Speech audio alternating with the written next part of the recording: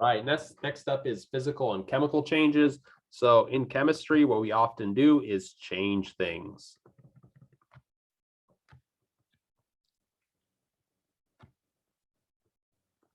Right. We take some stuff, mix it together, make some new stuff. So generally, this is how we write chemical equations. On the left side, we have some kind of reactants, which is basically just our starting stuff. And then we have some kind of arrow to indicate that it's going to transform into something else. And then we call those our products, right? So we take some stuff, mix it together, do some other stuff to it, and then come up with some products.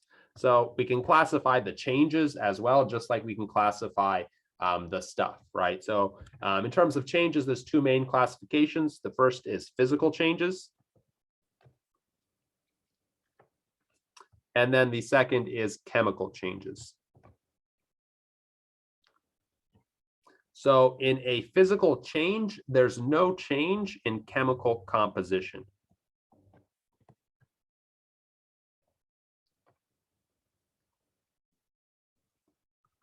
And then, of course, in chemical changes, there is a change in chemical composition.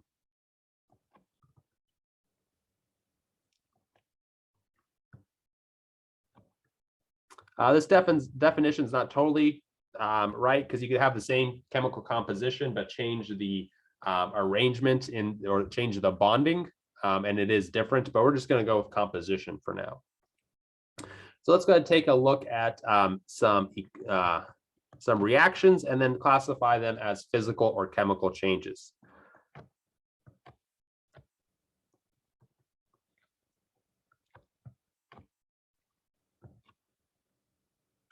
All right, so let's take a look at what this means, right? First of all, you can see the H2O.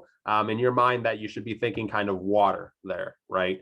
This little S right here, that means solid. This little L right here means liquid. And this little G right here means gas. And then this triangle above the arrow means heat, right? So what this equation is saying is when we take ice over here, solid water, we heat it, we then get liquid water, we continue heating, we get gas. So let's think about whether this is a physical or a chemical change, right? So what you can see here is that our molecule does not change. It's H2O in the beginning, it's H2O in the middle, it's still H2O in the end, right? So we're going to say still H2O.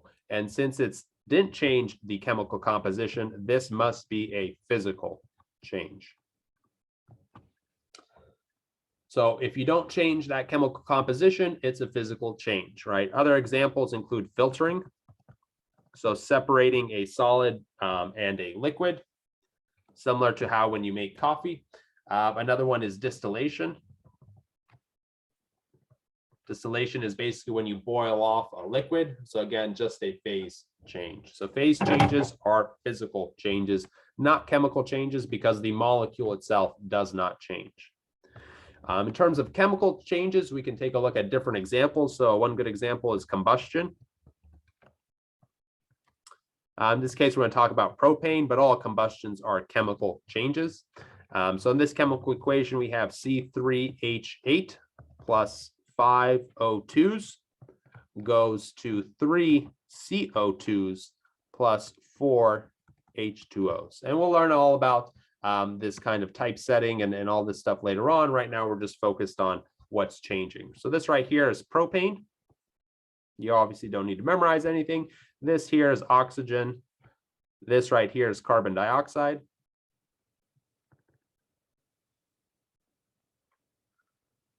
And this right here is water, right? So let's think about whether this is a chemical or a physical change. Well, we can see that there's a change in the chemical composition, right? We go from C3H8 to CO2, and of course, O2 from, CO2 and H2O, right? So this changed the chemical composition.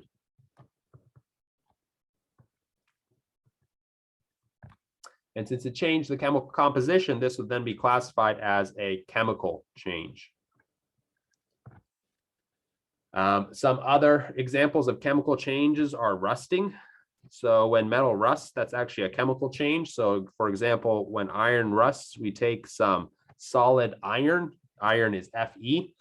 We combine that with oxygen, which is O2 as a gas, and they combine to form solid Fe2O3, right? You see how the chemical formula has changed. So that is indeed a chemical change. Most cooking also involves chemical changes. So if you see any kind of example with cooking, that's going to be a chemical change. In general, it can be hard to identify whether something is a chemical or physical change without knowledge about the process. And since you guys are just beginning, you might not have that knowledge. Overall, I'm going to keep it relatively simple. If there's a phase change, that's going to be a physical change. If there's a separation between different phases, solids and liquids, liquids and solid, that's still just a physical change. And then chemical changes will be rusting, cooking, or combusting, or other things where I show you the chemical equation and you can see that there is a difference between the starting and the ending reactants in terms of the chemical formula.